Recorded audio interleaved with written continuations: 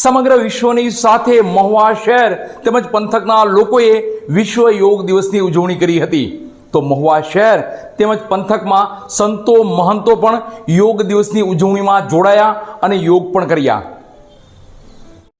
વિશ્વ યોગ દિવસની ઉજવણી સમગ્ર વિશ્વની સાથે મહુવા પંથકમાં પણ થઈ હતી, જેમાં શ્રી સિદ્ધ ગણેશ આશ્રમ મોટા કુટોડા, હોમગાર્ડ યુનિટ મોટા કુટોડા, તો સેદડા પ્રાથમિક આરોગ્ય કેન્દ્ર ખાતે પણ ઉત્સાહથી યોગ કરી આ ઉજવણી કરવામાં આવી હતી. યોગ એ એક પ્રાચીન શારીરિક, માનસિક અને આધ્યાત્મિક પ્રણાલી છે. સમગ્ર વિશ્વને યોગની ભેટ આપનાર ભારત દેશ છે. યોગ એ સંસ્કૃત શબ્દ છે. તેનો અર્થ જોડાણ કરવું અથવા તો એક કરવું તેવો થાય છે. યોગ એ શરીર અને આત્માનું જોડાણ છે. યોગ એ આધ્યાત્મિક શિસ્ત છે.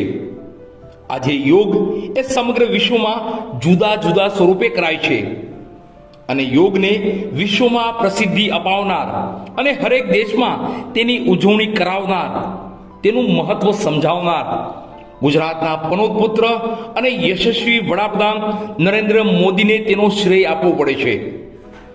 ત્યારે યોગ દિવસની ઉજવણીમાં વિશ્વની સાથે મહુવા પંથક પણ જોડાયું છે. મહુવાના મોટા કુટોડા શ્રી સિદ્ધ ગણેશ આશ્રમના ગાદીપતિ ભારદ્વાજગીરી બાપુના આશીર્વાદ અને તેની ઉપસ્થિતિમાં સંતો, મહંતો, સેવકો, ગ્રામજનો દ્વારા વિવિધ યોગ કરી આ વિશ્વ યોગ દિવસની ઉજવણી કરવામાં આવી હતી. તો મોટા કુટોડાના હોમગાર્ડ યુનિટના જવાનો, જેમાં હોમગાર્ડ કમાન્ડર જીતુભાઈ પંડ્યાની રાહબરી નીચે તમામ હોમગાર્ડ જવાનોએ વિશ્વ યોગ દિવસ નિમિત્તે યોગ કરી આ ઉજવણીના સહભાગી બન્યા હતા.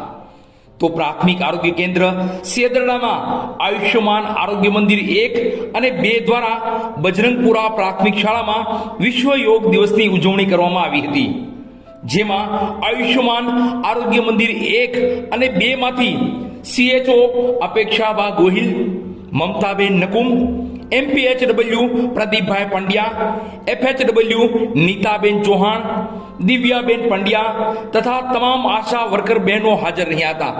તો સાથે જ યોગનું મહત્વ અને તેના ફાયદાઓની તમામ જાણકારી વિદ્યાર્થીઓને અપાઈ હતી.